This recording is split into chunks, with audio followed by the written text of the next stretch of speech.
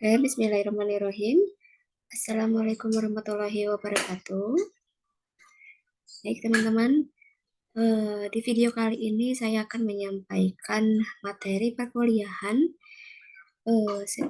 sesi pertemuan pertama sesi UAS, yaitu kita akan membahas mengenai media public relation. Jadi, media-media apa saja sih yang biasanya digunakan oleh seorang PR ketika akan memberikan informasi atau menyebarkan informasi kepada publiknya.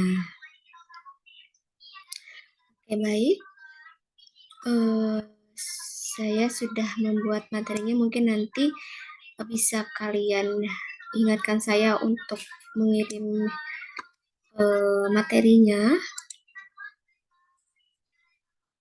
Media public relation. Jadi dalam menyebarkan informasi, tentu ada media yang digunakan oleh seorang PR ya.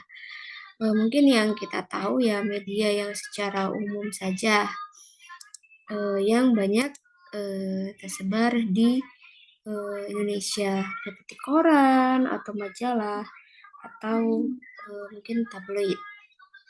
Nah, di dalam dunia PR sendiri dia mempunyai media-media tertentu yang dapat digunakan untuk menyebarkan informasi, terutama harus disesuaikan dengan karakteristik publiknya.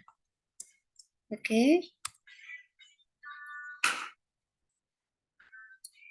Media public relation atau PR yang di luar atau yang tidak dibuat oleh PR lebih dikenal dengan istilah commercial pairs atau media massa komersial. Jadi mungkin untuk media yang kita kenal selama ini, yang banyak tersebar di luar itu, bisa disebut juga sebagai media massa komersial.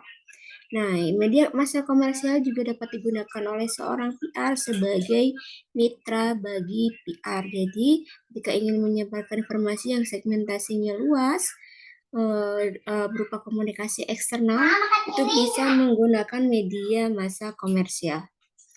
Kemudian ada media massa melihat PR sebagai sumber berita. Jadi ada hubungan yang saling menguntungkan. PR membutuhkan media untuk menyebarkan informasi, sedangkan pihak media membutuhkan PR sebagai sumber berita atau sumber informasi yang dapat dijadikan jadi media atau menjadi sumber berita yang dapat mereka gunakan atau dapat dijadikan sebagai konten yang dapat disebarluaskan. Selanjutnya ada surat kabar umum. Jadi pada zaman Kaisar Romawi sudah memiliki surat kabar umum yang dinamakan De Acta Diurna. Jadi dulu namanya De Acta Diurna, di mana berisi berbagai peristiwa setiap hari. Ditulis pada lempengan tanah liat, kemudian ditempelkan di dinding setelah pertemuan anggota Senat. Berarti kan tujuannya untuk menyebarkan informasi apa sih yang dihasilkan, kesimpulan apa yang dihasilkan dari pertemuan anggota Senat tersebut dan disebarluaskan kepada istilahnya rakyatnya melalui lempengan tanah liat. Jadi mungkin pada saat itu perkembangan dari media cetak itu belum seperti sekarang. Jadi masih menggunakan media berupa tanah liat.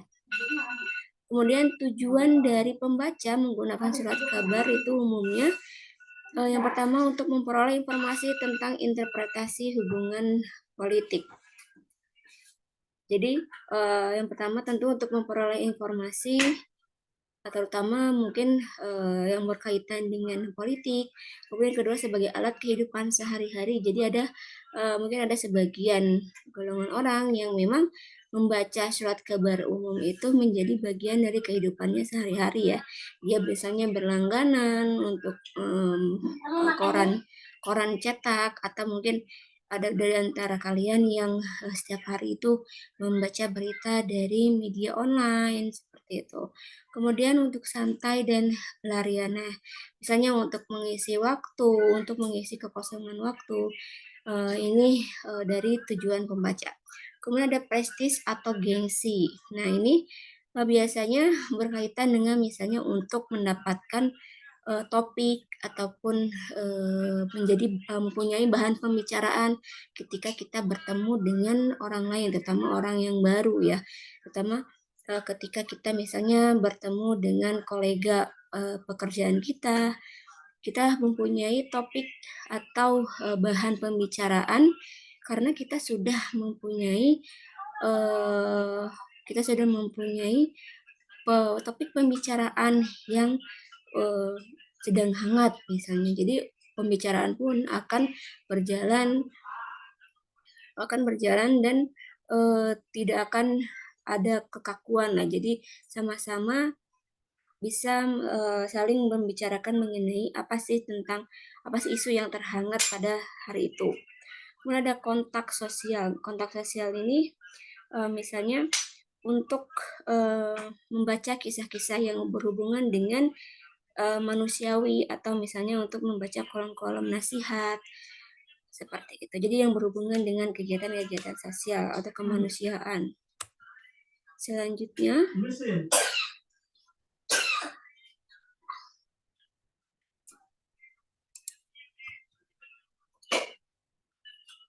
nah, media yang dibuat oleh PR adalah media yang untuk kalangan terbatas, bukan untuk umum seperti media massa pada umumnya. Jadi untuk media yang dibuat oleh PR itu dia terdapat penentuan kalayaknya terlebih dahulu. Kalau misalnya untuk publik internal, maka pembuatan medianya pun akan disesuaikan. Jadi tidak dapat dibaca secara umum oleh masyarakat luas. Media yang dibuat PR sering disebut sebagai private publication. Misalnya ada house journal, annual report, company profile, brosur, billboard, cetak, dan elektronik. Nah, pertama kita akan membahas mengenai house journal. House journal adalah media korporat atau media perusahaan yang diterbitkan untuk kalangan terbatas dan tidak diperjualbelikan. Jadi ada segmentasi layaknya, ada batasan-batasan pihak mana saja yang dapat mengakses house journal ini. Perhumas menamakan house journal sebagai majalah Inggria. Jadi Inggria itu berasal dari bahasa Jawa yang artinya adalah rumah sendiri. Terdapat kegiatan majalah Inggria Award dalam Perhumas biasanya. Kemudian ada house journal sebagai media komunikasi PR yang paling tua, yang pertama kali dipioneri oleh orang Amerika. Memiliki banyak istilah lain, yaitu ada house organ, employee newspaper, company newspaper, in-house magazine, dan di Indonesia biasanya disebut sebagai majalah intern. Jadi house journal ini tidak diperjualbelikan dan hanya kalangan-kalangan tertentu saja yang dapat mengakses. Kemudian ada 5 bentuk house journal. Yang pertama ada sales bulletin. Ini media komunikasi reguler antara seorang sales manager dengan salesman di lapangan. Tentu misalnya isinya yang berkaitan dengan kegiatan sales ya. Misalnya promosi tentang penjualan seperti itu. Kemudian ada the magazine, isinya berupa feature, tuturan atau karangan khas dan ilustrasi. Mungkin bentukannya samalah seperti majalah pada umumnya, cuman segmentasi pembacanya itu dibatasi. Kemudian ada newspaper, isinya berupa feature atau tuturan atau karangan khas dan ilustrasi, artikel, gambar, foto, biasanya terbit setiap bulan atau tribulan atau per 3 bulan terbitnya. Kemudian ada newsletter, halamannya sedikit, biasanya 2-8 halaman, ukuran A4. Tulisan-tulisannya singkat, berisi pokok-pokok berita bagi pembaca yang sibuk. Biasanya banyak digunakan itu newsletter ini ya di dalam perusahaan. Kemudian the wall newspaper, atau kita lebih dikenal sebagai, waktu SMA mungkin kalian ada pengelola mading, majalah dinding, itu disebut juga sebagai the wall newspaper. Nah, ini contoh dari newsletter. Misalnya ini dari UGM, evaluasi diri jurnal UGM, persiapan menuju indikasi Scopus. Ini juga ada contoh newsletter dari Ciputra. Jadi bentukannya sama ya. Cuman ini hanya bisa diakses oleh kalangan internal dari perusahaan tersebut. Komunikasi dibangun baik secara komunikasi internal maupun eksternal. Pemimpin umum atau general manager merupakan orang pertama dalam suatu penerbitan atau pers atau host jurnal. Pemimpin umum bertanggung jawab terhadap maju mundurnya penerbitan yang dipimpinnya. Jadi tetap saja pihak yang bertanggung jawab atau pihak yang menentukan tentang tentang publikasi dari medianya itu ditentukan oleh general manager. Kemudian seperti biasa ada bidang redaksi, seperti media pada umumnya ada pemimpin redaksi, redaktur pelaksana, desk editor, reporter, fotografer, sekretaris, desainer, layout, administrasi, dan keuangan. Host jurnal harus melayani informasi yang belum dimuat di media massa umum. Kalau misalnya informasinya ya sudah dimuat di media massa umum, tentu tidak update lah ya. Mereka lebih banyak mengenai informasi yang berkaitan dengan perusahaannya biasanya. Kemudian Sumirat dan Ardianto tahun 2008 menyatakan bahwa sebuah perdebatan press atau hosional merumuskan siapa pembaca adalah langkah awal yang sangat penting. Jadi yang pertama kita harus menentukan siapa sih segmentasi atau target pembaca dari pembuatan host jurnal ini.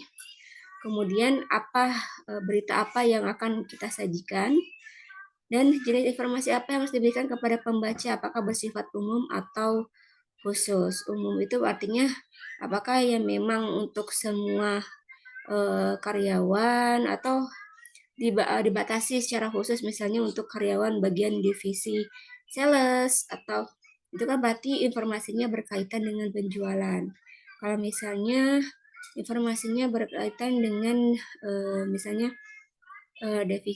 divisi tentang SDM tentu berkaitan dengan pengembangan diri dari karyawan. Kemudian hal pokok untuk menilai informasi itu mempunyai nilai berita atau tidak, yaitu yang pertama ada signifikan. Artinya si berita tersebut penting tidak sih untuk pembaca. Itu kan menentukan juga ya apakah si pembaca tertarik untuk menyimak atau tidak. Kemudian ada magnitude, itu besaran pengaruh. Seberapa besar sih pengaruh dari berita tersebut terhadap pembaca? Mungkin kalau misalnya berhubungan dengan penyebaran informasi mengenai peraturan baru itu sangat berpengaruh ya terhadap terhadap aktivitas atau terhadap kegiatan dari karyawan. Kemudian aktualitas, apakah berita tersebut bersifat aktual atau baru atau terupdate bagi pembaca atau apakah memang sudah merupakan berita atau isu yang sudah lama. Kemudian ada proximity, yaitu tingkat kedekatan. Jadi apakah berita tersebut berkaitan dengan si pembaca atau tidak. Misalnya kan kalau berkaitan dengan karyawan, misalnya berkaitan dengan kegiatan-kegiatan yang akan dilaksanakan oleh karyawan atau yang telah dilaksanakan oleh karyawan, itu kan berarti tingkat kedekatannya tinggi. Sedangkan kalau contoh dari tingkat kedekatan yang jauh, misalnya berita tentang kegiatan pemasar, itu kan jauh ya dari si kegiatan karyawan. Jadi kan makanya dibedakan berdasarkan segmentasi dari membacanya ditentukan terlebih dahulu. Kemudian ada human interest, sentuhan manusiawi. Apakah ada kegiatan sosialnya di situ? Adakah informasi mengenai hal-hal yang berkaitan dengan sosial, misalnya kayak CSR seperti itu. Kemudian ada prominent, itu terkenal atau tidak. Jadi isunya apakah memang tidak, apakah memang terkenal atau ternyata memang isunya itu jarang sekali untuk dibahas. Nah, ini merupakan poin-poin yang penting untuk menentukan suatu berita, untuk menentukan nilai berita untuk menentukan nilai suatu berita, apakah berita tersebut bernilai atau tidak.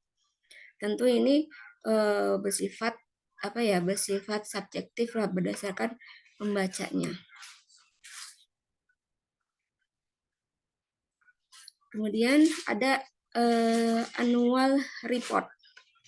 Diperuntukkan bagi, tadi kan sudah ya host jurnal. Yang kedua itu ada annual report. Diperuntukkan bagi publik pemangku kepentingan atau publik terkait atau stakeholder seperti pemegang saham, pemilik perusahaan, investor, pialang, dan lain-lain. Nah, ini merupakan laporan tahunan, biasanya ada yang dibuat 1 tahun ke belakang laporannya, atau ada yang 2 tahun ke belakang, itu tergantung dari keputusan perusahaan. Nah, unsur-unsur dalam laporan tahunan ini yang pertama ada laporan keuangan, ada periode 2 tahun atau periode 1 tahun juga bisa. Kemudian ada ringkasan analisis operasional manajemen, informasi bursa saham, penjelasan singkat tentang kegiatan bisnis apa yang sudah dilakukan. Kemudian ada suplemen akunting keuangan. Ini kan laporan tahunan itu seperti yang paling banyak berkaitan dengan keuangan dari perusahaan dan dilaporkan kepada misalnya kepada pemegang saham. Gitu. Ini contohnya. Ini laporan keuangan dari Bulog dan ini untuk laporan tahunan dari Mandiri. Kemudian ada selain ada host jurnal, kemudian annual report, ada juga company profile. Nah, company profile ini sebagai salah satu alat untuk membangun citra dan reputasi perusahaan. Jadi company profile ini mempunyai kelebihan. Yang pertama, pihak yang berkepentingan dapat merefleksikan perasaannya ketika membaca profil. Jadi dengan membaca profil, si pembaca sudah tahu image dari perusahaan yang akan dibangun. Kemudian dapat berfungsi sebagai referensi, dapat mempersingkat waktu transaksi. Jadi sebelum misalnya ada transaksi, pihak-pihak tersebut sudah membaca profil perusahaannya, jadi sudah tahu sebelumnya bagaimana sih bentuk perusahaannya, kemudian visi misi yang dipegang itu seperti apa. Kemudian menunjukkan karakter atau kepribadian perusahaan. Nah, ini misalnya moto yang dipegangnya itu apa dari perusahaan ini. Kemudian memberikan pemahaman yang benar bagi pihak yang berkepentingan. Jadi informasinya kan ini langsung dari perusahaan ya kalau company profile. Mungkin kalau yang beredar di internet bisa saja itu merupakan hasil dari pihak luar yang belum tentu mengetahui hal yang sebenarnya. Nah, ini contoh company profile dari PT Pelayaran Duta Bahtera Line. Jadi desainnya pun harus menarik ya, karena memang berkaitan dengan image dari perusahaan serta reputasi perusahaan. Advertorial atau pariwara, mirip dengan tajuk rencana artikel The Future, namun lebih banyak promosinya ketimbang informasi umumnya. Pemuatannya di media massa sehingga tidak gratis, maka harus ada biaya yang dikeluarkan untuk pemasangan pariwara ini. Tujuannya adalah image building atau selling produk, mempromosikan sesuatu produk atau jasa dan membentuk opini tentang suatu masalah. Nah, ini contoh dari advertorial atau pariwara. Biasanya ini dimuat di media massa umum. Jadi perusahaan membayar media massa untuk memuat pariwara ini. Jadi biasanya dia lebih pada promosi juga ya ujung-ujungnya. Kayak tayangan Netflix dapat diakses di jaringan Telkom Group. Ya, kemudian ada brosur. Langkah dalam membuat brosur yang pertama mengenali halayak sasaran, menentukan format, menentukan posisi brosur Anda, dan memutuskan panjang tulisan. Jadi ya brosur kan kalian sudah tahu ya bentukannya seperti apa, jadi harus menarik. Kemudian isi informasi yang dimuat pun harus lengkap, harus sesuai. Seperti itu. Jadi untuk media yang digunakan oleh PR itu selain media massa umum yang bersifat komersial dan bisa diakses oleh semua pihak, semua masyarakat, juga terdapat media PR yang bersifat eksklusif lah istilahnya. Jadi hanya pihak-pihak tertentu saja yang bisa mengakses karena di sebelumnya sudah ditentukan segmentasi halayaknya. Apakah untuk karyawan atau apakah untuk pemegang saham seperti annual report kan itu biasanya banyaknya untuk pemegang saham. Nah, itu juga dalam penyebaran atau pembuatan informasi ini juga merupakan tugas dari PR. Seperti itu, teman-teman. Sedangkan untuk media PR itu tadi ada apa? Ada host jurnal, kemudian ada annual report, ada company profile. Seperti itu. Mungkin untuk materi hari ini dicukupkan saja. Nanti kalau misalnya ada pertanyaan bisa kalian sampaikan di grup WhatsApp. Iya. Dan mungkin juga nanti akan saya sampaikan tugas melalui ketua kelas. Seperti itu. Baik teman-teman, terima kasih atas perhatiannya. Assalamualaikum warahmatullahi wabarakatuh.